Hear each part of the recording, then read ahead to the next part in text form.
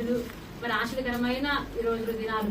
మరి ఈ దినాలలో అందరూ కూడా దేని గురించి మాట్లాడతారంటే యేసయ్య గురించి సువార్త ప్రకటించడం. అలాగే చెట్లన్నీ కూడా మాట్లాడుకుంటున్నాయంట. దేని హల్లెలూయా. చెట్లన్నీ మాట్లాడుకుని ఒక ముచ్చటించుకుని ఒక డిస్కషన్ కి ఒక మాట్లాడుకుని అవి ఈ చెట్లన్నిటికీ, అడవిలో ఉన్న చెట్లన్నిటికీ రాజుగా ఉండాలని ఆశపడుతున్నాయంట. మన దేశానికి ముఖ్యమంత్రి, ప్రధానమంత్రి ఎవరు ముఖ్యమంత్రి అయితే బాగుంటుంది, చంద్రబాబు అని మాట్లాడుకుని డిసిషన్ తీసుకుని ఎలా ఓట్లేశారో అలాగే ఈ చెట్లన్నీ కూడా మాట్లాడుకుని మనల్ని ఏలటానికి ఒక చెట్ని రాజుగా ఏర్పాటు చేసుకున్నాము అని అనుకున్నాయంట. ముచ్చటించుకున్నాయి, ఒక నిర్ణయానికి వచ్చినాయి. అలా నిర్ణయించుకుని చెట్లన్నీ, అడవిలో ఉన్న చెట్లన్నీ కలిసి ఒక చెట్టు దగ్గరికి వెళ్ళినాయంట. ఇప్పుడు చదవండి. న్యాయాధిపతి గ్రంథం 9వ అధ్యాయం 8వ వచనం. చెట్లు తమ మీద రాజును ఒకరిని అభిషేకించుకొనవలెనని మనస్సు కలిగి బయలుదేరి మమ్మును ఏలమని ఒలివ చెట్టు దేవుని మానవులను దేని వలన నరులు సన్మానించుదురో ఆ నా తైలము ఈక మారి చెట్ల మీద రాజునయ్యుండి ఇటువటు ఊగుటకు నేను వచ్చేదనా. చాలు. హల్లెలూయా. అడవిలో ఉన్న చెట్లన్నీ ఎక్కడికి వెళ్ళండి, చెట్లన్నీ మాట్లాడుకుని ఒక చెట్టు దగ్గరికి వెళ్ళాలని అవి ఆలోచన కలిగింది. ఆ చెట్టు ఎవరు అంటే ఒలివ చెట్టు. చెట్లన్నింటిలో ఘనమైన చెట్టు ఒలివ చెట్టు అని చెప్పి మన ఈ ఒలివ చెట్టు మనకి రాజుగా నియమించుకుందాం, మనల్ని ఏలటానికి, ప్రభుత్వం చేయడానికి ఈ చెట్టుని రాజుగా నియమించుకున్నా అని చెప్పి అడవిలో ఉన్న చెట్లన్నీ కలిసి ఎక్కడికి వెళ్ళి ఒలివ చెట్టు దగ్గరికి వెళ్ళి అడుగుతున్నాయి. ఒలివ చెట్టు గారు మీరు మా అందరినీ ఏలటానికి రాజుగా ఉండండి, ప్రభుత్వం చేయటానికి, మమ్మల్ని ఏలుబడి చేయటానికి మాకు మీరు రాజుగా ఉండాలి అని చెప్పి చెట్లన్నీ వెళ్ళి ఎవరిని అడుగుతాయండి? ఒలివ చెట్టుని అడుగుతున్నాయండి. హల్లెలూయా. ఈ ఒలివ చెట్టు ఏం సమాధానం చెప్పిందంటే, ఏం చెప్తుందండి? నేనెవరో మీకు తెలుసా, నా పేరేంటి? ఒలివ చెట్టు. నాకంటూ ఒక పని ఉంది, నాకంటూ ఒక బాధ్యత ఉంది, నాకంటూ ఒక కర్తవ్యం ఉంది. ఏంటంటే నేను ఒలివ చెట్టుని, నా నుండి ఫలాలు వస్తాయి, కాయలు వస్తాయి, ఏంటండి నా నుండి నూనె వస్తుంది, నేను మనుషులకి ఉపయోగపడాలి, నేను దేవునికి ఉపయోగపడాలి. మీరు వచ్చి నన్ను రాజుగా ఉండమని చెప్తే నేను పని లేని వాడిని కాదు, నాకు పని బాధ్యత వండిన దానిని, నేను మనుషులను తృప్తిపరిచేదానిని, దేవుణ్ణే తృప్తిపరిచేదానిని. నా పండ్లు తిని, ఒలివ పండ్లు తిని మనుషులు ఎంతో ఆరోగ్యంతో సంతోషిస్తున్నారు. ఇప్పుడు వంటల్లో కూడా ఇజ్రాయెల్ ప్రజలందరూ కూడా చాలా మంది ఇక్కడ కూడా ఏం నూనె ఆడుతున్నారండి? ఒలివ ఆయిలే. అరబీలో ఏమంటారు? జైతూర్ ఆయిల్. అర్థమవుతుందా? జైతూర్ ఆయిల్ అంటే ఒలివ ఆయిల్. ఆ జైతూర్ ఆయిల్ దాని వాడితే కొవ్వు ఉండదు, ఇది చాలా శ్రేష్టమైనదని చెప్పి వైద్యులు కూడా చెబుతున్నారు. హెల్దీ ఆయిల్ ఏంటి అంటే ఒలివ ఆయిల్. వంటల్లో వాడుతున్నారు అంటే అది మనిషికి ఉపయోగపడుతుంది, బాడీకి వాడుతున్నారు, అన్నిటికీ ఒలివ ఆయిల్ ఎక్కువగా వాడుతూ ఉన్నారు. అంతేకాదు ఒలివ ఆయిల్ ని అభిషేకానికి కూడా వాడతారు. హల్లెలూయా. ఒలివ కొమ్మల్ని కూడా అది మనుషులకు ఉపయోగపడుతుంది. స్పోర్ట్స్ లో, గేమ్స్ లో ఉపయోగపడినప్పుడు దాన్ని కిరీటంగా చేసి దాని పైన కిరీటంగా పెడతారనమాట, సన్మానానికి ఉపయోగిస్తారనమాట. ఒలివ ఆకులు కూడా ఉపయోగపడుతుంది. హల్లెలూయా. ఒలివ చెట్టు యొక్క బెరడు కూడా ఉపయోగపడుతుంది. ఒలివ చెట్టు బెరడు కూడా దేవుని మందిరానికి ద్వారాలు చేయడానికి ఉపయోగిస్తారనమాట. అంటే ఒలివ చెట్టు దేనికి ఉపయోగపడుతుందంటే మనుషులకి ఎంతగానో ఉపయోగపడుతుంది. ఒలివ పండ్లు తింటున్నారు, ఒలివ ఆయిల్ వాడుకుంటున్నారు, వంటల్లో వాడుకుంటున్నారు, ఒలివ నుంచి వైద్యం వస్తుంది, దాన్ని అభిషేకంగా వాడుతున్నారు. అంతేకాదండి, వచ్చిన చెట్లన్నిటికీ చెప్తుంది ఒలివ చెట్టు, నేను నా మనుషులందరికీ ఉపయోగపడతానే కాకుండా నేను దేవునికి కూడా ఉపయోగపడతానండి. నాకంటూ ఒక బాధ్యత ఉంది. ఏమిటి అంటే ఒలివ ఆయిల్ అయిన నేను ఆ నూనెను దేవుని మందసము, దేవుని మందిరములో దీపం వెలిగించడానికి ఆ నూనె వాడతారు. మంచి నూనె వాడరు, కార్న్ ఆయిల్ వాడరు, గ్రౌండ్ నట్ ఆయిల్ వాడరు, ఇంకే కొబ్బరి నూనె వాడరు. ఏమి వాడే ఆయిల్ ఏంటండి? ఒలివ ఆయిల్. దేవుడు నన్ను ఏర్పాటు చేసుకున్నాడు, నేను దేవుని మందిరంలో ఉండాలి, నేను ఉంటేనే ఆ దీపం వెలుగుతుంది, ఆ దీపం వెలుగుతుంటే వెలుతూ ఉంటుంది, నేను లేకపోతే అది ఆ మందిరం ఏమైపోతుంది? చీకటి అయిపోతుంది. మందిరంలో ఎప్పుడు వెలుగు ఉండాలి అంటే, మందిరంలో ఎప్పుడు వెలుతురు ఉండాలి అంటే ఆలివ్ ఆయిల్ అయిన నేను అక్కడ ఉండాలి, దేవునికి నేను ఉపయోగపడాలి. కాబట్టి నాకు చాలా పని ఉందండి, నాకు చాలా బాధ్యత ఉందండి. చెట్లన్నీ మీరు రాజుగా ఉండమన్నారు కానీ దయచేసి నన్ను మన్నించండి. నేను చాలా బిజీ, నేను మనిషికి ఉపయోగపడాలి, నేను నా దేవుడికి ఉపయోగపడాలి. నా దేవుడు నన్ను ఎందుకు పుట్టించాడో నాకు తెలుసు. అంటే ఒలివ చెట్టుకి ఏం తెలుసండి, ఎందుకు దేవుడు ఒలివ చెట్టును పుట్టించాడో ఆ ఉద్దేశము ఆ ఒలివ చెట్టుకి తెలుసు. కాబట్టి నేను చాలా బిజీ, నా దేవుడు నేను ఉపయోగపడాలా, నా మనుషులు ఉపయోగపడాలా. మీరు దానికి ఏం సమాధానం చెబుతుందండి. ఇంకా అంతేకాకుండా నేను మీతో చెట్ల మీద రాజునే ఉండటకు అటు ఇటు ఊగటకు నేను వచ్చేదనా. మీ మీద రాజుగా ఉండి ఇటు పక్కకి అటు పక్కకి తిరగటానికి, సమావేశాలు వేయటానికి, గొడవలు జరపడానికి, మీటింగ్లు పెట్టడానికి, అటు ఇటు ఊగటానికి నేనేమైనా పని లేదని అనుకుంటున్నారా? నేను రాను, మీరు వెళ్ళిపోండి అని చెప్పి రిక్వెస్ట్ ని రిజెక్ట్ చేస్తుంది. ఎవరండి? ఒలీవ చెట్టు. హల్లెలూయా. చూడండి, ఒలీవ చెట్టుకున్న జ్ఞానం అనుకుంటే ఎంత బాగుండో కదా. ఒలీవ చెట్టు ఎంత జ్ఞానం కలిగిందండి. చెట్టుకే అంత జ్ఞానం ఇచ్చేయంటే మనిషికి తక్కువ జ్ఞానం ఇస్తాడు దేవుడు, ఇంకా ఎక్కువ జ్ఞానం ఇస్తాడు దేవుడు. హల్లెలూయా. సరే, ఇంకో చెట్టుకి దగ్గరికి వెళ్దాము. దాని తర్వాత ఈ చెట్లన్నీ అనుకుంటే ఒలివ చెట్టు ఏదో మంచి చెట్టు, ఘనమైన చెట్టు అని చెప్పి దీని దగ్గరికి వస్తే రిక్వెస్ట్ రిజెక్ట్ చేసింది. ఇప్పుడు ఎక్కడికి వెళ్ళాలి అని చెప్పి చెట్లన్నీ మాట్లాడుకుంటుంటే ఇంకొక చెట్టు జ్ఞాపకం వచ్చింది వాటికి. అప్పుడు చెట్టు నీరు వచ్చి బొమ్మలు ఏలుమని అంజూరపు చెట్టు నడవగా అంజూరపు చెట్టు చెట్ల మీద రాజనయ్యింది. ఇటు అటు ఊగుటకు నా మాధుర్యమును నా మంచి ఫలములను నేనీయక అని వాటితో అని చాలా దేవస్తున్నా. హల్లెలూయా. అంజూరపు చెట్టు దగ్గరికి వెళ్ళియంట. ఒలివ చెట్టు రిక్వెస్ట్ రిజెక్ట్ చేసింది. వీటికి ఏం చేయాలో తెలియక చెట్లన్నీ కలిపి అంజూరపు చెట్టు ఒకటి ఉంది, అది కూడా ఘనమైన చెట్టు, మంచి చెట్టు అని చెప్పి అక్కడికి వెళ్ళారన్నమాట. అంజూరపు చెట్టు దగ్గరికి వెళ్ళగల ఈ చెట్లన్నీ అంజూరపు చెట్టు దగ్గరికి వెళ్ళి అడుగుతుంది, మీరు మమ్మల్ని ఏలడానికి రాజుగా ఉండండి అన్న. మేము ఒలివ చెట్టు దగ్గరికి వెళ్ళాం, వెళ్తే ఏం చేసినాయండి, రిక్వెస్ట్ ను రిజెక్ట్ చేసింది. మీరు మాకు మాత్రం రాజుగా ఉండాలి, మా చెట్లన్నీ కలిపి మేము మీకే ఓటేస్తాం, మీరే మాకు ముఖ్యమంత్రిగా, ప్రధానమంత్రిగా, రాజుగా ఉండి ప్రభుత్వం చేయాలని, ఏలుబడి చేయాలని చెప్పి మేము ఆశిస్తున్నాము. దయచేసి మా ఎలక్షన్ ని, మా రిక్వెస్ట్ ని రిజెక్ట్ చేయొద్దని చెప్పి వేడుకుంటా. ఎక్కడికి వెళ్ళండి? అంజూరపు చెట్టు. ఇప్పుడే ఒకటి రిజెక్ట్ చేసింది. బాధలో మీ దగ్గరికి వచ్చాం, మీరు తప్పితే దిక్కు మాకు ఎవరు లేరండి, మీరే రావాలి అని అంజూరపు చెట్టుని ఏకగ్రీవంగా మీరే కలుస్తారు. మీకు ఆపోజిట్ పార్టీ కూడా లేదు. మన ఇండియాలో అయితే వీళ్ళు కాకపోతే వాళ్ళు, వాళ్ళు కాకపోతే వీళ్ళు ఇప్పుడు చాలా వచ్చేసినాయి. దేవుని స్తోత్రం. హల్లెలూయా. మీకైతే వ్యతిరేకమైన అపోజిషన్ పార్టీయే లేదు. మీరు ఏకగ్రీవంగా ఈ అడవికి, ఈ చెట్లన్నీ సామ్రాజ్యానికి మీరు ఉదీరిగా రాజుగా ఉండొచ్చు, ప్రభుత్వం చేయొచ్చు. దయచేసి మా రిక్వెస్ట్ మన్నించి మా మీద ఏలుబడి చేయడానికి రాజుగా ఉండని చెప్పి అంజూరపు చెట్టు దగ్గరికి వెళ్ళాను. అంజూరపు చెట్టు ఏమంటుంది? అంజూరపు చెట్టు ఏమంటుంది? నేను ఒలివ చెట్టు రిక్వెస్ట్ రిజెక్ట్ చేసింది అంటున్నారు, కానీ మీరు నా గురించి తెలుసుకున్నారు. నేను అంజూరపు చెట్టుని. నేను ఎలాంటి దాన్ని తెలుసా? కాని ఫలం ఇచ్చేదాన్ని కాదు, కాలు ద్రాక్షాలు ఇచ్చేదాన్ని కాదు, చెడ్డ ఫలం ఇచ్చేదాన్ని కాదు, నేను మంచి ఫలములు ఇచ్చేదాన్ని. తెలుసు. హల్లెలూయా.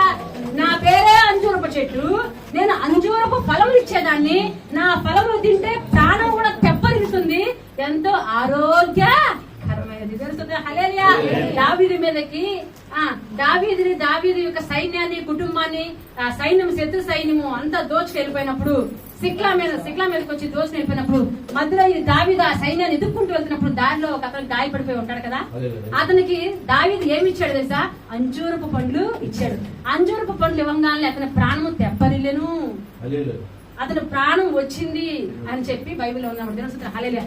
అంజూరపు పళ్ళు ఆరోగ్యం ఇస్తుంది, చచ్చిపోయే వారికి బ్రతుకును ఇస్తుంది, చివరి స్టేజ్ లో ఉన్న వారికి ప్రాణాన్ని ఇస్తుంది. అంతేకాదు అది గర్భఫలమును కూడా ఇస్తుంది. దానిలో ఎన్నో మంచి గుణాలు ఉన్నాయి. నేను ఫలము అనలా, మంచి ఫలమును ఇచ్చేదాన్ని. నేను అందరికీ ప్రయోజనకరంగా ఉండేదాన్ని. నాకంటూ ఒక పని ఉందండి, నాకంటూ ఒక బాధ్యత ఉందండి. ఒకవేళ నేను ఫలించకపోతే నేను శపించబడిపోతాను. ఇలాగే యేసు ప్రభు అంజూరపు చెట్టు ఫలించిందిగా ఉంటే నువ్వు ఫలించలేదు, దీన్ని అగ్గిలో వేసినట్టారు. నేను నా పని చేయకోకుండా, ఫలించుకోకుండా, మంచి ఫలములు ఇవ్వకోకుండా ఉంటే నేను అగ్గిలో పడవేయబడతాను. నా పని నాకు తెలుసండి. నా కర్తవ్యం ఏంటో నాకు తెలుసు, నా బాధ్యత నాకు చాలా ఉంది. దయచేసి మన్నించండి. నేను మీతో వచ్చి అటు ఇటు ఊగటానికి రావటానికి సిద్ధంగా లేను అని అంజూరపు చెట్టు కూడా క్యాన్సిల్ చేసింది. దేవుని హల్లెలూయా. చెట్లన్నీ గుసగుసలాడుకుంటున్నాయి. ఏంటో వేళ్ళు అడుగుతున్నామో ఏమో. ఒలివ చెట్టు ఏమో రిజెక్ట్ చేయలే, అంజూరపు చెట్టు ఏమో రిజెక్ట్ చేసింది. ఇప్పుడు ఇంక ఎక్కడికి వెళ్ళాలి అని మాట్లాడుకుంటుంటే అందులో ఒక చెట్టు ఉందంట. నాకు తెలుసు ఒక చెట్టు ఉంది, ఆ చెట్టు దగ్గరికి వెళ్దాము అనుకున్నాయంట. ఎవరు ఆ చెట్టు చదవండి బ్రదర్. అటు తర్వాత చెట్లు నీవు మమ్మను ఏలుమని ద్రాక్షవల్లి నడుక ద్రాక్షవల్లి దేవుని మానవులను సంతోషపెట్టు నా ద్రాక్షరసమును నేను ఎయ్యక మాని చెట్ల మీద రాజునయ్యుండి ఇటు అటు ఊగుటకు నేను వచ్చేదనా అని. చెట్లన్నీ ద్రాక్ష చెట్టు దగ్గరికి వెళ్ళి ఇప్పుడు ద్రాక్ష చెట్టు దగ్గరికి పౌరుషంతో బాధతో దిగుతో 2 సార్లు ఓడిపోయి 3వ అన్నా యాక్సెప్ట్ ఓకే అంటారో లేదో, అప్లికేషన్ రిజెక్ట్ చేస్తారో ఏం చేస్తాయి అని చెప్పి భయంతో ద్రాక్ష చెట్టు దగ్గరికి చెట్లన్నీ వెళ్ళి అంట. హల్లెలూయా హల్లెలూయా. ద్రాక్ష చెట్టు దగ్గరికి వెళ్ళి అంట, ద్రాక్ష చెట్టన్నా అన్నా నువ్వే మాకు దిక్కన్నా, మేము 2 చోట్లకి వెళ్ళామండి, వాళ్ళు వద్దన్నారు రిజెక్ట్ చేశారు. ఇప్పుడు మీరు తప్ప మాకు వేరే వారు ఎవరు లేరండి, మీరు మాత్రం మమ్మల్ని మా యాక్సెప్ట్ ని మేము అడుగుతున్న అప్లికేషన్ ని దయచేసి యాక్సెప్ట్ చేయాలని చెప్పి కోరుకుంటున్నాం. మమ్మల్ని నేను ఒక రాజు కావాలనుకుంటున్నామండి, మీరు రాజుగా ఉండాలన్నా మీరే దిక్కన్నా అని కాళ్ళ మీద పడిపోయి అంటండి చెట్లన్నీ. దేవుని స్తుతించండి హల్లెలూయా. మీరు మాత్రం మమ్మల్ని వద్దని చెప్పొద్దన్నా, ఇప్పటికే 2 సార్లు వద్దు అని చెప్తే మేము ఎటెల్లాలో తెలియక నీ దగ్గరకు వచ్చాము. మీరు కూడా ఏం చెప్తారని భయంతో ఎదురు చూస్తున్నాం. మీరు మాత్రం మమ్మల్ని ఏగడానికి రాజుగా ఉండాలి. మీరే తప్పితే మా ఇంకొకరు లేరండి, మీరే ప్రభుత్వం చేయాలండి, మమ్మల్ని ఏదానికి మిమ్మల్ని ఎన్నుకోవాలని మేము ఆశపడుతున్నాము, మాకు రాజుగా ఉండండి అని ద్రాక్ష చెట్టు దగ్గరికి చెట్లన్నీ వెళ్ళి అంటండి. ద్రాక్ష చెట్టు ఏముంటుందో తెలుసా? మీరు ద్రాక్ష చెట్టు దగ్గర నా దగ్గరకు వచ్చారు, నేను ఏమిటో నా పని ఏంటో మీరు తెలియకొచ్చేట్టున్నారు, నేనే ద్రాక్షావళిని. దేవుడు అంటాడు ద్రాక్షావల్లిని నేను. హల్లెలూయా. నాలో ఎవరైతే కొమ్మ ఉండి ఇవిడి ఫలిస్తారో వారు బహుగా ఫలించును అని పాట కూడా ఉంది, వాక్యం కూడా ఉంది. దేవుని హల్లెలూయా. యెషయా గ్రంథం యోహాను గ్రంథము 15వ అధ్యాయంలో చూస్తే ద్రాక్షావల్లి గురించి చక్కగా ఉంటుంది. నేను మనుషులకి ఉపయోగపడాలి, నేను దేవునికి ఉపయోగపడాలి, పని లేని దాన్ని కాదండి, నాకు బాధ్యత చాలా ఉంది. మనుషులు నా ద్రాక్షరసాన్ని తాగి ఆరోగ్యం పొందుకుంటారు. చాలా మంది డాక్టర్ చెప్తారు ద్రాక్షరసము తాగితే గుండెకి ఎటువంటి ప్రాబ్లం రాదు, అది మంచి ఔషధము అని చెప్పి. ద్రాక్ష పళ్ళు తింటారు. మనుషులకి నేను ద్రాక్ష పళ్ళునిస్తాను, ద్రాక్ష రసాన్ని ఇస్తాను. దేవునికి కూడా నేను ఉపయోగపడతాను. ఏ విధంగా ఉపయోగపడుతుందండి? ద్రాక్ష రసమైన ప్రభు బల్లలో ఏముంది ఈరోజు? ద్రాక్ష రసం.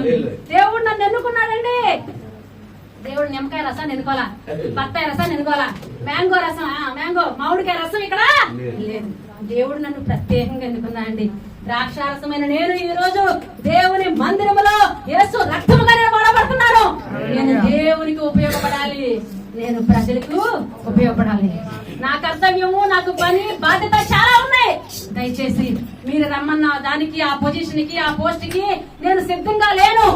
నేను అటు ఇటు ఊటకు రావడానికి నేను రెడీగా లేను. ద్రాక్ష చెట్టుకి అది ఎందుకు ఈ భూమి మీద పుట్టిందో, దాని ఉద్దేశం ఏంటో దేవుడు ఆ ద్రాక్ష చెట్టు మీద పెట్టిన పర్పస్ దానికి తెలిసిందండి. తెలుసు హల్లెలూయా. మరి మనకి స్తోత్రం. ఒలివ చెట్టుకి తెలుసు, అంజురపు చెట్టుకు తెలుసు, ద్రాక్ష చెట్టుకు తెలుసు. మనకేం తెలుసండి? మనం ఎందుకు దేవుడు పుట్టించాడు? మనం ఎవరికి ఉపయోగపడుతున్నాం? మనుషులకు ఉపయోగపడుతున్నావా? ఆ మనుషుల మధ్యలే మన కుటుంబానికి ఉపయోగపడుతున్నావా? దేవుడు హల్లెలూయా. ద్రాక్ష చెట్టుకి ఎలా పని ఉందో, అంజురపు చెట్టుకి ఎలా కర్తవ్యం ఉందో, ద్రాక్ష ఒలివ చెట్టుకి దాని కర్తవ్యం దానికి ఎలా తెలుసో, ఈ రోజు మన కర్తవ్యము, మన బాధ్యత, మన పని కూడా తెలిస్తే మనం అటు ఇటు ఊటకు వెళ్ళం. తెలుసు హల్లెలూయా. చెట్టుకు తెలిసింది దాని ఉద్దేశము, కానీ మనుషులైన మనకి తెలియకోకుండా. అంటే ఒక వ్యక్తి ఎలా ఉండాలండి? నీ కుటుంబానికి నువ్వు ఉపయోగపడాలి, రెండోది దేవునికి నువ్వు ఉపయోగపడాలి. ఈ రెండు మన జీవితంలో కంపల్సరీగా ఉండాలని చెప్పి దేవుడు తన చెట్ల ద్వారా మనతో మాట్లాడుతూ ఉన్నాడు. మరి ఉపయోగపడుతున్నాం మనం? కుటుంబానికి ఉపయోగపడుతున్నావా? దేవుడి సంగతి పక్కన పెడదాం, మళ్ళీ వద్దాం, చాలా ఉంది ప్రసంగం. కుటుంబానికి ఉపయోగపడుతున్నావా? కుటుంబానికి ఉపయోగపడాలని చెప్పే ప్రతి బిడ్డ ఇక్కడికి వచ్చి ఉన్నారు. నీ కుటుంబాన్ని పోషించుకోవాలని, నీ బిడ్డలను పోషించుకోవాలని, నీ భార్యను పోషించాలని, నీ భర్తను పోషించాలని ఎక్కడికి వచ్చావండి? ఎక్కడికి వచ్చావు? వచ్చిన నీవు నీ కుటుంబాన్ని పోషిస్తున్నావా, లేకపోతే మార్గానే తప్పిపోయావా? జ్ఞాపకం చేసుకోండి. ఎవరన్నా వచ్చి ఈ లోకం అనే అనేకమైన చెట్లు, అనేకమైన స్నేహితులు, ఏంటండి ఈ చెట్లకి ఏం పర్లేదు, దేవుని హల్లెలూయా. లోకంలో అనేక మంది మనుషులు ఉంటారు. ప్రతి ఒక్కరు ఒకదాని తర్వాత ఒకరు, ఒకదాని తర్వాత ఒకరు నీతో వచ్చి అటు ఇటు వెళ్ళవరా, ఆ షాపింగ్కి వెళ్ళవరా, ఆ సముద్రం దగ్గరికి వెళ్ళవరా, ఇంకో చోటుకి వెళ్ళవరా, ఆటలకి పాటలకి పిలుస్తా ఉంటారు. వాటికి వెళ్ళిపోతావు, నీ మార్గం తప్పిపోతుంది, నీ గురి తప్పిపోతుంది. దేవుని హల్లెలూయా. ద్రాక్ష చెట్టులాగా నీ కర్తవ్యం ఏంటో, నీ పని ఏంటో, నీ బాధ్యత ఏంటో తెలిస్తే నీ గురి తప్పిపో, నీ ఆలోచన తప్పిపో, నీ మార్గము తప్పిపో. తెలుస్తుంది హల్లెలూయా. ఈ రోజు చాలా మంది వదిలొచ్చి కుటుంబాన్ని వాటి వంక చూడక కూడా, పట్టించుకోక కూడా చాలా మంది ఉన్నారు. ప్రియమైన దేవుని బిడ్డలారా, నిన్ను పుట్టించిన తల్లి గర్భాన నీ తల్లిని నువ్వు చూడాలని, నీ తండ్రిని నువ్వు చూడాలని, నీ బిడ్డలు నీకు ఇచ్చింది నీ బిడ్డలను నువ్వు చూడాలని చెప్పి, బిడ్డలకు ఉపయోగపడుకోకుండా, కుటుంబాన్ని ఉపయోగపడుకోకుండా మన జీవితాలు ఎందుకు ఉండాలి? ఏంటి ఉపయోగం నీ వల్ల? ద్రాక్ష చెట్టు వల్ల ఉపయోగం ఉంది, నీ వల్ల ఉపయోగం ఏంటి? ఎందుకు? నువ్వు బ్రతికినా ఒకటే, చచ్చినా ఒకటే. దేవుని హల్లెలూయా. చస్తే నరకం, బ్రతికితే శాపం. దేవునికి స్తోత్రం. కాబట్టి ఈ రోజు నువ్వైనా నేనైనా బ్రతికితే నీ కుటుంబానికి నువ్వు ఉపయోగపడాలి. అంతేగాని ఇంకా అప్పుల్లోనికి తీసుకెళ్ళటం కాదు, ఇంకా బాధలోనికి తీసుకెళ్ళటం కాదు, ఇంకా కన్నీటిలోనికి నీ కుటుంబాన్ని తీసుకెళ్ళటం కాదు, నీ వల్ల ఇంకా కుటుంబం చింతించి చింతించి చింతించి పాడైపోవడం కాదండి. దేవుని హల్లెలూయా. నీ కుటుంబానికి నువ్వు ఉపయోగపడుతున్నావా? నీ భార్యకి నువ్వు ఉపయోగపడుతున్నావా? నీ భర్తకి నువ్వు ఉపయోగపడుతున్నావా? నీ బిడ్డలకి నువ్వు ఉపయోగపడుతున్నావా? ఉపయోగపడకపోతే నీ కర్తవ్యం ఏంటో దేవుడు జ్ఞాపకం చేస్తున్నాడు ఈ రోజు. దేవుని హల్లెలూయా. నువ్వు దూరంగా ఉన్నా, ఎక్కడున్నా నీ బిడ్డలతో నువ్వు మాట్లాడాలి, నీ బిడ్డలకు నువ్వు బోధించాలి. ఇంకొకటి ఏముండాలండి? దేవునితో. దేవుని హల్లెలూయా. దేవునికి కూడా ఉపయోగపడాలని చెప్పి దేవుని గ్రంథం తెలియజేస్తుంది. మన వాళ్ళకి ఒకటి ఉంటే ఒకటి ఉండదు. ఇంకొకటి, చాలా కుటుంబాన్ని చాలా మంది కేర్ చేస్తారు, భార్యను వదిలిపెట్టరు, భర్తను వదిలిపెట్టరు, దేవుని దగ్గర కూడా రారు. దేవునికి కూడా నువ్వు ఉపయోగపడాలి. అందుకే దేవుడు నిన్ను తల్లి గర్భంలో పుట్టించాడు. తెలుస్తుంది హల్లెలూయా. దేవుడు పుట్టిస్తేనే నువ్వు ఆ గర్భంలో నుంచి బయటకు వచ్చావండి. దేవుడు ఆలోచన లేకపోతే నువ్వు ఆ గర్భంలో నిర్మించబడవు. కాబట్టి దేవుడిని ఎందుకు పుట్టించాడో తెలుసుకోవాలి. నీ కుటుంబాన్ని నువ్వు సాగుకోవాలి, నీ కుటుంబాన్ని గొప్ప స్థానంలోకి తీసుకెళ్ళాలి. అట్ ద సేమ్ టైం ఆ కుటుంబాన్ని ఇచ్చిన ఆ దేవుడి దగ్గరికి నువ్వు రావాలి. ఆ కుటుంబం ఎత్తబడాలి అంటే, ఆ కుటుంబం పరలోక రాజ్యంలో ఉండాలంటే, నిత్య జీవానికి వెళ్ళాలంటే, భూలోకంలో ఫలాలు పొందాలంటే నువ్వు ఎక్కడ ఉండాలి? అటు ఇటు తిరుగుతూ లోకంలో కాదు కానీ దేవుని మందిరంలో ఉండాలి. హల్లెలూయా. హల్లెలూయా. నా కర్తవ్యం ఏంటో నాకు తెలీదు, నా బాధ్యత ఏంటో నాకు తెలీదు, దేవుడు తెలిసేలాగా నాకు చేశాడు. ఇమ్మీడియట్ గా నన్ను నేను అప్పగించుకున్నాను. ఈ రోజు దేవుడు అనేక నీతో మాట్లాడుతున్నాడు, కానీ నువ్వు రిజెక్ట్ చేస్తున్నావు. ద్రాక్ష రసానికి తెలుసు నేను యేసయ్య మందిరంలో ఉండాలి, ద్రాక్ష రసమైన యేసు రక్తం నేను అనేకులకు ఉపయోగపడ, నేను లేకపోతే నన్ను ఏర్పాటు చేసుకున్నాడు. ఈ రోజు లోకంలో అనేక మంది ఉండగా దేవుడు నిన్నే ఏర్పాటు చేసి ఇక్కడ కూర్చోబెట్టాడు. హల్లెలూయా. ఒక ఒలీవ చెట్టుని ఏర్పాటు చేసుకున్నట్టుగా, ఒలీవ ఆయిల్ దేవుని మందిరంలో ఉండి నిత్యం వెలిగించబడేటట్టుగా నీ ద్వారా వెలిగించబడాలని చెప్పి, నీ ద్వారా ఈ పరిచర్య జరిగించబడాలని, నీ ద్వారా ఈ పరిచర్య దేవుడు రాజ్యం కట్టబడాలని చెప్పి దేవుడు నిన్ను ఎన్నుకున్నాడండి. దేవుని స్తోత్రం. హల్లెలూయా. దేవునికి ఉపయోగకరంగా ఉండాలి. ఏమండి, దేవుడు మనకి ఎన్ని చేసి ఉంటా అంటావు, ఎన్ని చేసినా చేయకపోయినా ఒక్కసారి ఆలోచించండి. దేవునికి నువ్వు ఎక్కడ ఉపయోగపడుతున్నావు? దేనికన్నా ఉపయోగపడుతున్నారా? మిమ్మల్ని మీరు క్వశ్చన్ వేసుకోండి, మిమ్మల్ని మీరు క్వశ్చన్ వేసుకోండి. మిమ్మల్ని ఏమైనా వచ్చి చెడగొడుతున్నా, వ్యసనాలకి పాడు చేస్తున్నా, అక్కడికి ఇక్కడికి రమ్మన్నా చెప్పండి, నాకు దేవుడి పని ఉందండి, శుక్రవారం అయితే ఖాళీగా ఉండను, మిగిలిన వారాల్లో నాకు చాలా పని ఉందండి, నాకు డ్యూటీ ఉంది, ఐ హావ్ వర్క్, నాకు పని ఉంది, I'm very busy with the God, I'm very busy with my family. నా కుటుంబంతో నేను చాలా బిజీగా ఉంటాను, నా కుటుంబం కొరకు కష్టపడతాను, అలాగే నా దేవుడి కొరకు నేను నిలబడి చాలా కష్టపడతాను. నేను బిజీ పర్సన్, నా పని ఏంటో, నా ఉద్దేశం ఏంటో, నా కర్తవ్యం ఏంటో నాకు తెలుసు అని చెప్పేటట్టుగా మీరు ఉండాలి. మర్చిపోయారేమో మీ కర్తవ్యము, దేవుడు ఈ రోజు మీకు తెలియచేస్తున్నాడు. అంతేకాదండి, ఒలీవ చెట్టు అది దాని గురించి చెప్తూ ఒక పెద్ద ప్రసంగం సింపుల్ గా నేను సింప్లిఫై చేసి మీ దగ్గరికి వచ్చాను. సరే, ఈ చెట్లన్నీ కూడా ఏం చేసినాయండి? ఒలివ చెట్టు రిజెక్ట్ చేసిందని, అంజూరపు చెట్టు రిజెక్ట్ చేసిందని, నెక్స్ట్ ఏంటి ద్రాక్ష చెట్టు కూడా రిజెక్ట్ చేసింది. నేను రాజుగా ఉన్నానండి, నాకు టైం లేదు. చివరికి ఈ చెట్లన్నీ ఎక్కడికి వెళ్ళి చదవండి. అప్పుడు చెట్లన్నీ నీవు వచ్చి మమ్మల్ని ఏలుమని మొండ్ల పొద యొక్క మనవి చేయగా, మొండ్ల పొద మీరు నిజముగా నన్ను మీ మీద రాజుగా నియమించుకున్న కోరిక ఎడల రండి, నా నీడను ఆశ్రయించుడి, లేదా అగ్ని నాలో నుండి బయలుదేరి లెబనోను దేవదారు చెట్లను కాల్చివేయనని చెట్లతో చెప్పాను. చాలా దేవుడి స్తుతులు, హల్లెలూయా. ఇప్పుడు చెప్పండి, ఎక్కడికి వెళ్ళి అంటే ఈ చెట్లన్నీ ఓడిపోయిన మొహంతో తలదించుకుని చెట్లన్నీ ఓడిస్తే వెళ్తున్నాయి. మనల్ని ఏడడానికి ఏ రాజు లేడు, ఎవరో ఉండట్లేదు, అందరూ ఆలాల పనుల్లో బిజీగా ఉన్నారు, మనకి ఇంకెవరున్నారు అని అనుకుంటా సమయంలో వాళ్ళకి గుర్తుకొచ్చింది ఒక చెట్టు. ఏంటి ఆ చెట్టు అంటే తుమ్మ చెట్టు. తెలుస్తుంది, హల్లెలూయా. తుమ్మ చెట్టు దగ్గరికి వెళ్ళి అంట. తుమ్మ చెట్టు గారు పలానా చెట్టు దగ్గరికి వెళ్తే అవి ఉండమని చెప్పినవి, రిజెక్ట్ చేసినవి, వద్దన్నవి, పనున్నాయి అని చెప్పినవి, మేము మీ దగ్గరికి వచ్చాము. మమ్మల్ని ఏడడానికి మీరు రాజుగా ఉండరా? మమ్మల్ని ప్రభుత్వం చేయడానికి, పరిపాలించడానికి మాకు రాజుగా, ఒక మంత్రిగా, ఒక నాయకుడిగా నిలబడండి అని చెప్పి తుమ్మ చెట్టు దగ్గరికి వెళ్ళి బతిలాడుతున్నాయంట. తుమ్మ చెట్టు ఏం చేసిందండి? తెలుస్తుంది, హల్లెలూయా. అంజూరపు చెట్టు చెప్పినట్టుగా, ఒలివ చెట్టు చెప్పినట్టుగా, ద్రాక్ష చెట్టు చెప్పినట్టుగా నేను చాలా బిజీ అండి అని చెప్పలేదు. నాకు మనుషులకి ఉపయోగపడాలి, దేవునికి ఉపయోగపడాలని చెప్పి తుమ్మ చెట్టు చెప్పలేదండి. దీని డైలాగే వేరు. ఏం చెప్పిందో తెలుసా? నేను రాజుగా ఉంటా, నేను మంత్రిగా ఉంటా, మిమ్మల్ని నేను వెళ్తా, నేనే మీకు నాయకుడిని. ఒకటి గుర్తుపెట్టుకోండి, నేను మిమ్మల్ని రాజుగా, మీ మీద రాజుగా ఉంటాను. కానీ నా నీడను మీరు ఆశ్రయించకపోతే, అంటే నేను చెప్పిన మాట వినకపోతే అగ్నితో కాల్చిపడేస్తా ఒకరిని. నేనే మంత్రి, నేనే నాయకుడిని, నేనే రాజుని. వచ్చేయండి నా దగ్గరికి, నా నీడలో ఉండండి, నేను చెప్పిన మాట ప్రకారంగా ఉండండి, నా మాటే శాసనం అన్నట్టుగా తుమ్మ చెట్టు చెప్పింది అనమాట. దేవుని హల్లెలూయా. రాజుని అయిన తర్వాత నా మాట వినకపోతే ఒక్కొక్కరు ఏం చేస్తానండి, పనిష్మెంట్ డిఫరెంట్ గా ఉండిద్దని ఇది వేరే లెవెల్ చెప్పినప్పుడు తెలుస్తుంది, హల్లెలూయా. అంటే ఏంటంటే తుమ్మ చెట్టు మనుషులకు ఉపయోగపడదుగా, దానికి ఉపయోగపడుతుంది ఏమన్నా? ఉపయోగపడదు. మళ్ళీ చెప్తున్నాను, తుమ్మ చెట్టు అంటుంది ఏమన్నా తెలుసా? నేను మనుషులకు ఉపయోగపడను, కానీ మీరు నా మాట వినకపోతే నా ఒళ్ళంతా ముళ్ళే. ఏంటండి? నా ఒళ్ళంతా ముళ్ళే, నా చూపుల్లో ముళ్ళే, నా ఒళ్ళంతా ముళ్ళే. చూడండి, నా కొమ్మలంతా ముళ్ళే.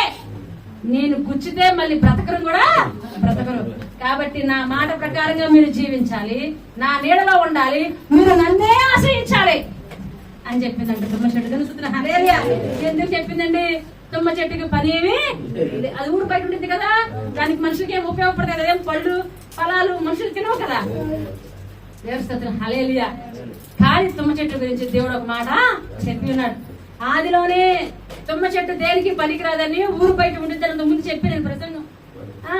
దేనికి పనికిరాదు, ఊరు బయట ఉండి ఏడుస్తా ఉన్నప్పుడు తుమ్మ చెట్టు కన్నీటిని దేవుడు ఎందుకు పనికిరాను? తుమ్మ చెట్టు ఆ కుటుంబానికి భయపడదు, దేవునికి కుటుంబానికి భయపడదు, పనికిరాదు, ఉపయోగపడదు, దేవునికి కూడా ఉపయోగపడదు. నేను దేనికి పనికిరాను అని చెప్పి ఒకప్పుడు తుమ్మ చెట్టు ఏడుస్తూ ఉందండి. దేవుని హల్లెలూయా. అందుకే ఆదిలోనే, ఆది కాండం తర్వాతే నిర్గమకాండం ఉందా? ఉంది. నిర్గమకాండంలో దేవుడు తుమ్మ చెట్టు ప్రార్థన విని తుమ్మ చెట్టుని తీసుకెళ్లి ఊరు బయట ముళ్ళతో పనికిరాని చెట్టుని తీసుకొచ్చి దేవుని మందిరంలో బలిపీఠముగా ఏర్పాటు చేసుకున్నారు. హల్లెలూయా. ఆ దేవుని బలిపీఠము దేనితో చేయబడిందో తెలుసా? తుమ్మ చెట్టుతో చేయబడింది. దేవుని మనసు దేనితో చేయబడిందో తెలుసా? తుమ్మ కర్రతో చేయబడింది. సముఖపు రొట్టె బల్ల దేనితో చేయబడింది తెలుసా? హల్లెలూయా. ఎందుకు పనికిరాని తుమ్మ చెట్టు, మనుషులకు ఉపయోగపడిన తుమ్మ చెట్టు, ఊరు బయట ఉన్న తుమ్మ చెట్టు ఏడుస్తుంటే, అయ్యో నేను నా కుటుంబానికి ఉపయోగపడతలేదు, నన్ను ఎవరు ఆశ్రయించట్లేదు, నా వల్ల అందరికీ ఏడుపే, నా వల్ల అందరికీ బాధలే, అందరినీ గుచ్చేస్తున్నాను, బాధ పెట్టేస్తున్నాను, నా మాటలు బాధగా ఉన్నాయి, నా చూపులు బాధగా ఉన్నాయి, నా పనులు చూసి వాళ్ళు తట్టుకోలేక ముళ్ళతో గుచ్చినట్టుగా ఉన్నాయి అని ఒకప్పుడు ఏడుస్తూ ఉంటే దేవుడు జ్ఞాపకం చేసుకుని దేవుని మందిరంలో అతి పరిశుద్ధ మందిరంలో ఉండేలాగా దేవుడు ఏర్పాటు చేస్తున్నాడు. హల్లెలూయా. మరి నిర్గమకాండంలో ఉన్న తుమ్మ చెట్టు దేవునికి ఉపయోగపడుతుంది. దాని కన్నీటిని చూశాడు, ప్రార్థన చూశాడు. దేవుని మందిరంలో ఉంది. నిర్గమకాండం తర్వాత ఏమొస్తుంది? సంఖ్యాకాండం, లేవీకాండం, ద్వితీయోపదేశ కాండం, యెహోషువ, తర్వాత న్యాయాధిపతుల గ్రంథం. న్యాయాధిపతుల గ్రంథంలో 9వ అధ్యాయంలో 8వ వచనంలో తుమ్మ చెట్టు ఏం మాట్లాడుతుందంటే, నాకు పనేమీ లేదు, అటు ఇటు తిరుగుటకు, మీతో రాజుగా ఉండుటకు, ఏడటకు నేను ఫ్రీగా ఉన్నాను, వచ్చేయండి అని చెబుతుంది. ఏమైపోయింది? అప్పుడున్న తుమ్మ చెట్టు ఇప్పుడు ఇక్కడికి వచ్చినప్పుడు దేవుడు మర్చిపోయింది.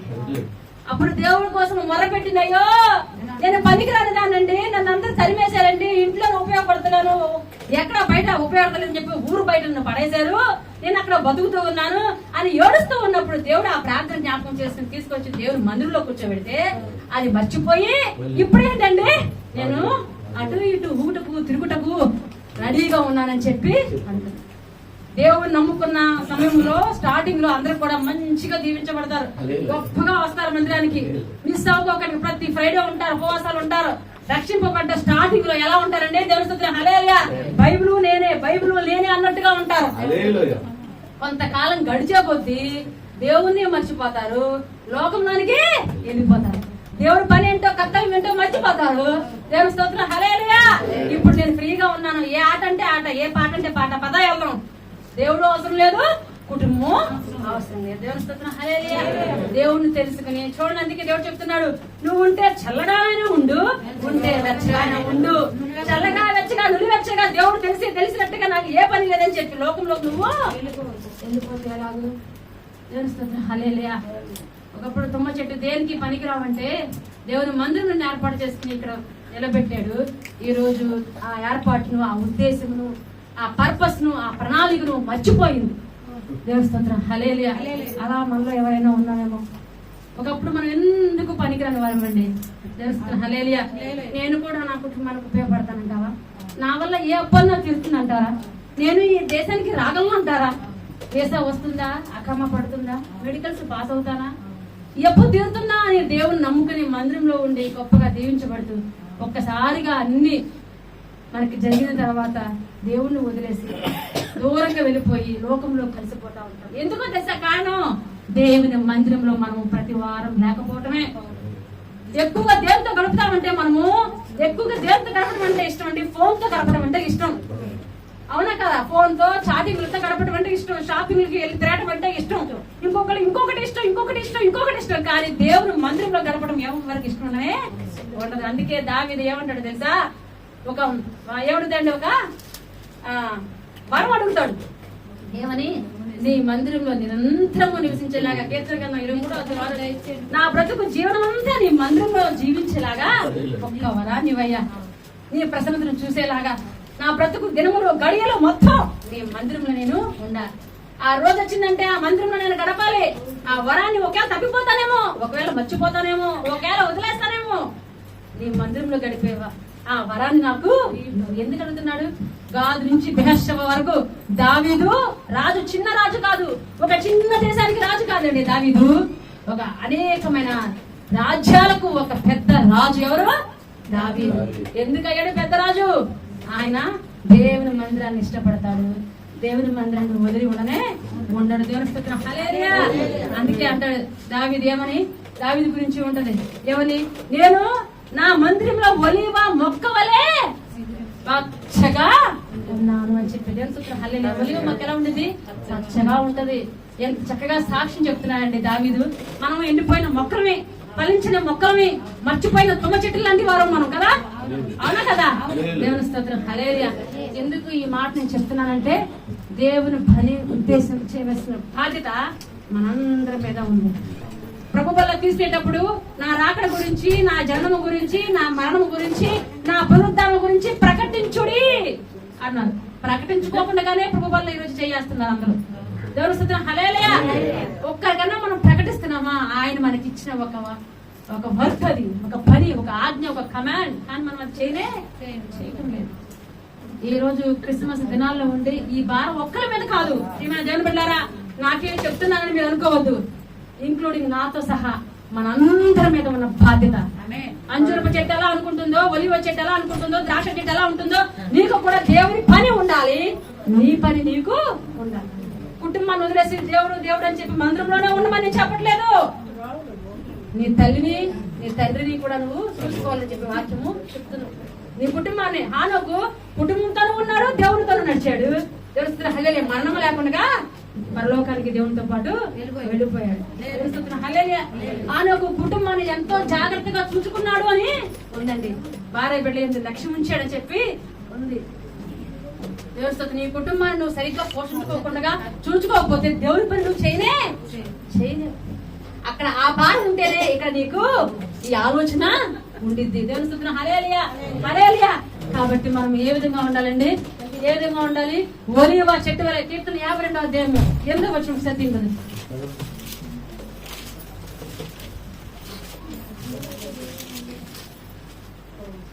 నేనైతే దేవుని మందిరంలో అచ్చని ఒలీవ చెట్టు వలె ఉన్నాను. చాలు. ఎలా ఉంటాను దావీదు? నేనైతే దేవుని మందిరంలో పచ్చని ఒలీవ చెట్టు వలె ఉన్నానా? మీరు దావీదు అన్నాడు పచ్చని ఒలీవ చెట్టు వలె ఉన్నానని. మీరు ఉన్నారా? ఈ వాక్యం నేను ప్రసంగం వేరే చోట ప్రసంగించాను. దేవుని హల్లెలూయా. చాలా మంది ఉన్నారు. దేవుడు నిప్పుకోకుండా మనకి దేవుడు తెలుసు. ఒలీవ మొక్క వలె పచ్చగా అంటే ఒక మొక్క ఎదగాలన్నా ఫలించాలన్నా అది ఎండిపోకుండా పచ్చగా ఉండాలన్నా ఒక్క చోటే స్థిరంగా ఉండాలి. అవునా కదా?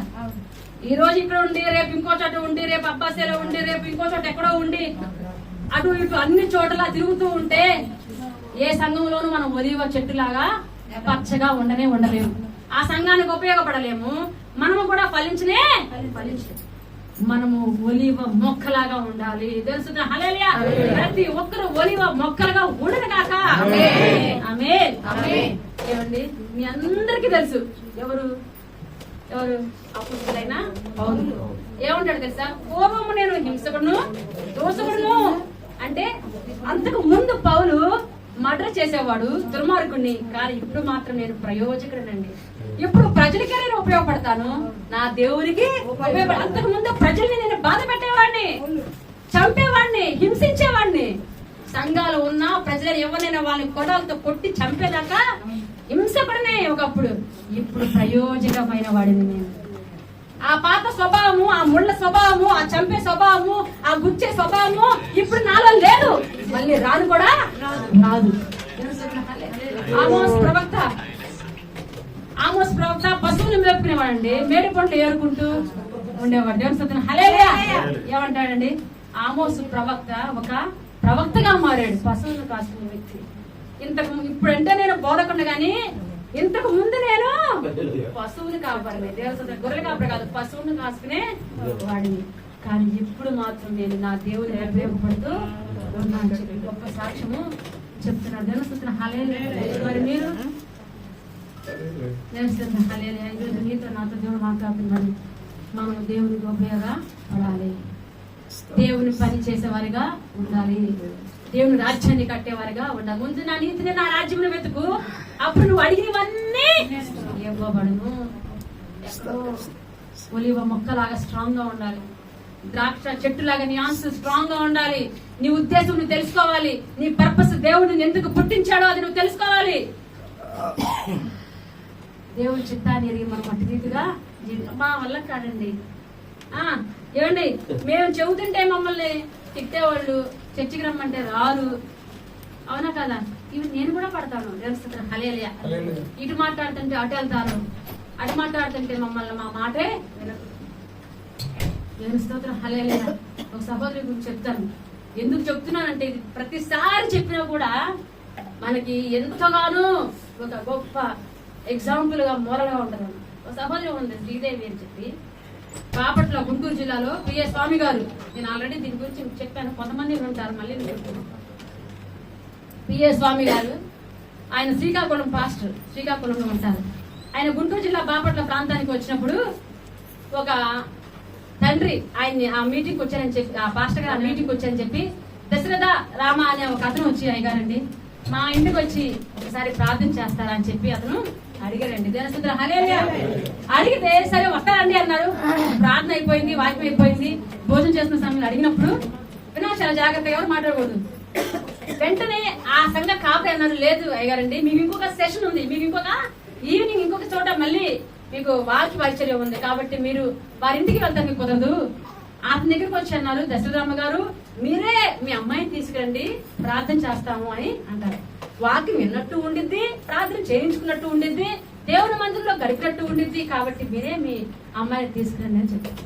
వాళ్ళ అదే విధంగా ఆయన సాయంత్రము ఆ దశరథరామ గారు వారి కుమార్తెని తీసుకుని వస్తారు. ఒక పెద్ద వ్యాన్ వచ్చింది, ఆ వ్యాన్ లో నుంచి ఒక పెద్ద స్ట్రక్చర్ వస్తుంది, ఒక పెద్ద మంచం దిగుతుంది. ఆ మంచంలో పొడవుగా ఒక ఆవిడ ఉంటది, ఆమె ఆ కుమార్తె, ఆమె పేరు శ్రీదేవి.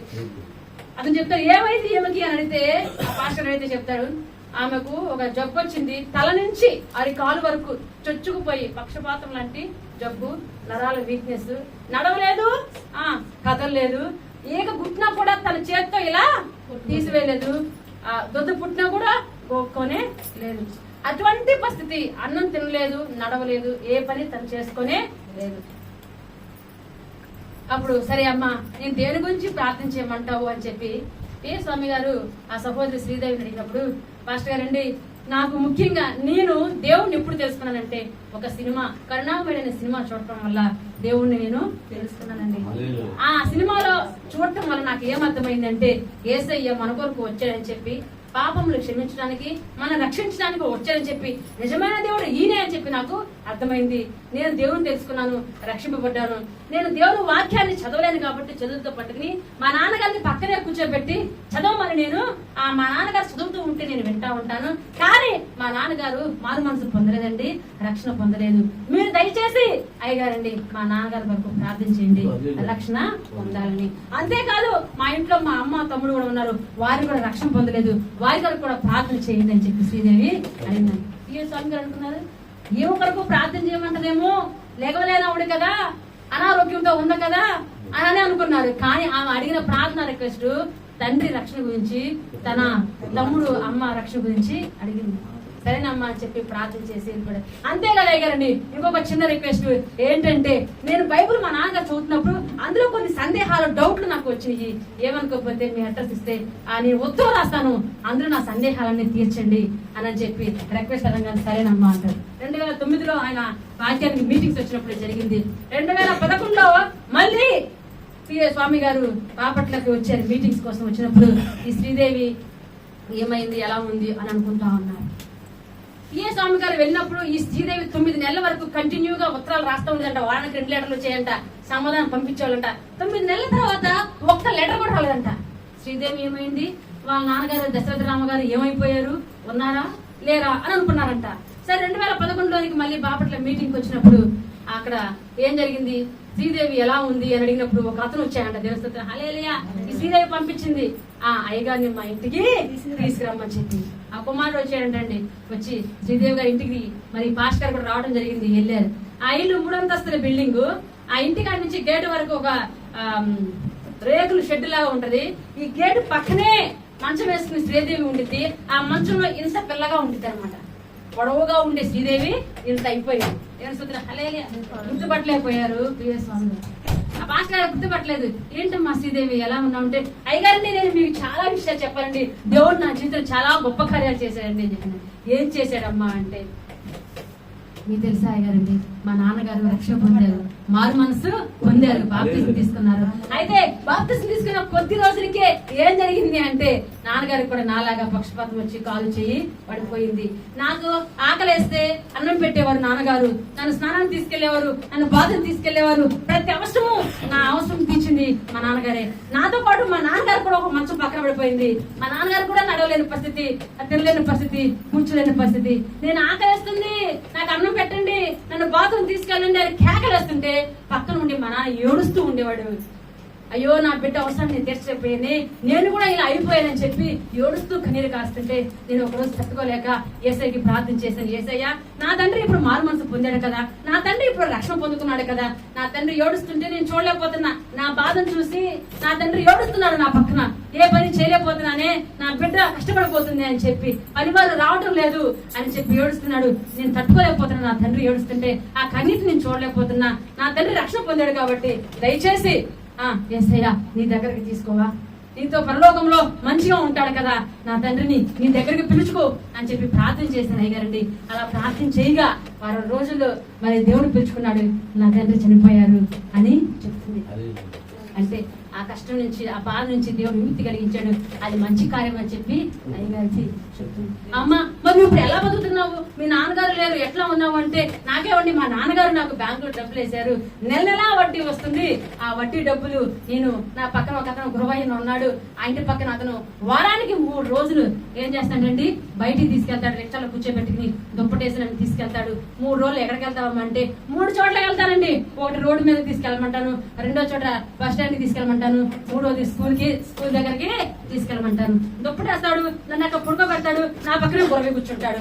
నెల నెలా వచ్చిన వడ్డీ అంతా గొరవేకి ఇస్తాను. మరి ఏం చేస్తామంటే, ఏం చేస్తానంటే అక్కడుండి అందరూ దేవుని సువార్త ప్రకటిస్తుంది. ఏమని, అయ్యో దేవుడు నమ్మండి, రక్షించండి, ఆయన నిజమైన దేవుడు, ఆయన సజీవుడు, ఆయన సత్యవంతుడు అని అందరూ నేను అట్లా అరుస్తుంటే, రోడ్డు పక్కన నుండి కేక వేస్తుంటే ఏమనుకునే వాళ్ళు తెలుసా అండి, కొంతమంది తిట్టేవాళ్ళు, కొంతమంది పిచ్చనేవాళ్ళు, కొంతమంది అడుక్కుంటున్నానని చెప్పి డబ్బులు వేసేవాళ్ళు. నేను అడుక్కునేదాన్ని కాదు, నాకు డబ్బులు వేయద్దు, నేను బ్రాహ్మణ కుటుంబంలో పుట్టిన దాన్ని, నేను ఒక హిందూ కుటుంబంలో పుట్టిన దాన్ని, నేను దేవుడిని నమ్ముకున్నాను, మీరు నమ్ముకోండి, ఆయన నిజమైన దేవుడు అని చెప్పి ఎంతో మందికి చెప్పాను. అనేక మంది సందేహాలు అడిగేవాళ్ళు, వాళ్ళందరికీ తీర్చేదాన్ని. కొంతమంది వినేవారు, కొంతమంది వెనక్కుండి వెళ్ళిపోయారు, కొంతమంది కొనుక్కుంటూ వెళ్ళిపోయారు, కొంతమంది తిప్పుకుంటూ వెళ్ళిపోయేవాళ్ళు అని చెప్పింది. అదే విధంగా రోడ్డు మీద ఉన్నప్పుడు, స్కూల్లో ఉన్నప్పుడు, బస్ స్టాండ్ లో ఉన్నప్పుడు అరుస్తూ కేకలేస్తూ సువార్త నేను ప్రకటించాను. వందలాది ప్రజలు, వేలాది ప్రజలు వెళ్తూ ఉంటే అందరూ ఎంతో కొంతమంది వినేవాళ్ళు. అలా చెప్పగా 3 మారు మనసు. శ్రీదేవికి చేతులు లేవు, శ్రీదేవికి కాళ్ళు లేవు, శ్రీదేవి పరిచయం లేదు, నడవలేదు, కానీ 3 సువార్త చెప్పిందండి.